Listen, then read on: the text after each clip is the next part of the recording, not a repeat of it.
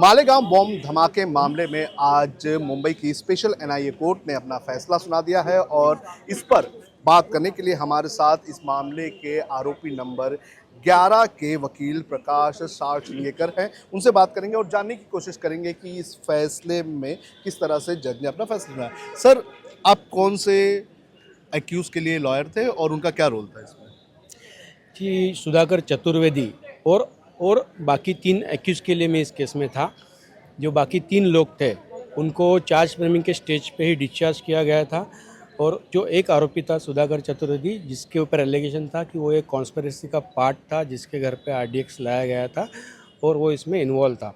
तो ये जो सब केस इसमें चला, तो कोर्ट ने आज पाया कि प्रोसिक्यूशन टोटली फेल हुई है प्रूव करने के लिए कि कहाँ से आरडीएक्स लाया, किसने लाया, कहाँ बॉम्ब बनाया और किसने प्लान किया, कहाँ प्लान किया। क्योंकि इस केस में कोई फॉरेंसिक एविडेंस उस लेवल का नहीं मिला है जिस पे से वो ये चीज़ें सब प्रॉपरली प्रूव हो। अलग अलग एजेंसीज ने इसमें जांच की थी, पहले लोकल पुलिस, फिर एटीएस, फिर एनआईए, इस तरह की जांच हुई। तो इन जांचों में कौन कौन सी चीज़ें बदलती चली गई? जी, ऐसा है कि एटीएस ने जो जांच की थी 2009 में और 11 में जो चार्जशीट डाली थी, उसमें कई सारे विटनेस का यही कहना था कि उनको टॉर्चर करके उनके स्टेटमेंट्स लिए गए हैं। हमारा भी ये कहना था कि चतुर्वेदी के घर पे एक एटीएस के अधिकारी ने आरडीएक्स प्लांट किया था और ये बात एक आर्मी के अधिकारी ने खुद देखी थी और उन्होंने बताया भी था। तो जो एटीएस का इन्वेस्टिगेशन जब एनआईए ने टेक ओवर किया, तो एनआईए ने इसमें पाया कि सारे विटनेसेस जो है उनको डरा धमका के उनसे स्टेटमेंट लिए गए हैं। जो मौका लगाने के लिए खींच के 2 केसेस राकेश धावड़े के ऊपर डाले थे, जो केस में से राकेश धावड़े को एक्विट हो गया और इस केस में से डिस्चार्ज हो गया।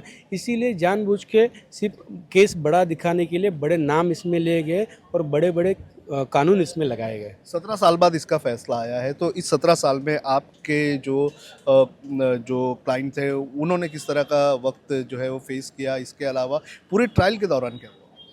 ये ऐसा है, 17 साल के 17 दिन भी जेल में बहुत मुश्किल होते हैं और ये तो इतने सालों से टेररिस्ट का स्टैंप लेके माथे पे लेके घूम रहे थे। इनको इनके रिश्तेदार, इनके दोस्त और सोसाइटी ने ऑलरेडी बॉयकॉट किया था। मीडिया में हर बार ऐसे इनके फ़ोटो और ये आते हैं, तो ये बहुत मुश्किल होता है इस तरह से ये करना। और इस मामले में बहुत सी चीज़ें थी, जैसे कि बाइक में बम ब्लास्ट हुआ, इसके बाद बॉम्ब्स को असेंबल करना, अब लेफ्टिनेंट पुरोहित का इसमें इन्वॉल्व होना, साध्वी प्रज्ञा सिंह का नाम आना, तो ये सारी चीज़ें जो थी कोर्ट में कैसे प्रूव नहीं हो पाई? जी, बाइक जो साध्वी की है, ये केस था प्रोसिक्यूशन का, तो बाइक का चेसिस नंबर और इंजन नंबर से वो प्रूव नहीं कर पाए कि ये बाइक उनकी थी। उसके बाद ये बाइक पे ही प्लांट किया था, ये भी प्रूव नहीं कर पाए क्योंकि बाइक का जो पेट्रोल का टंकी था वो इंटैक्ट था। जो बड़े जो ब्लास्ट था हाँ, जिस इंटेंसिटी था वो हिसाब से बाइक पे कुछ इम्पैक्ट नहीं दिखा, तो कोर्ट ने पाया कि प्रोसिक्यूशन प्रूव नहीं कर पाई। उसके बाद जो ये इंटरसेप्ट किए थे कॉल्स इनके, वो प्रॉपर ऑथोराइजेशन नहीं थे, ये भी कोर्ट ने देखा, इसलिए उसको रिलाई नहीं कर सकते ये कहा। और लेफ्टिनेंट कर्नल पुरोहित को लेकर क्या कहा? कर्नल पुरोहित को लेकर कोर्ट ने कहा है कि वो कश्मीर में थे और उन्होंने आरडीएक्स लाया, ऐसे प्रोसिक्यूशन प्रूव नहीं कर पाए। बहुत बहुत धन्यवाद प्रकाश जी आपका। तो हमारे साथ है एडवोकेट प्रकाश सारचंगेकर। उन्होंने बताया कि किस तरह से इस पूरे मामले में आज कोर्ट ने अपना फैसला सुनाया है।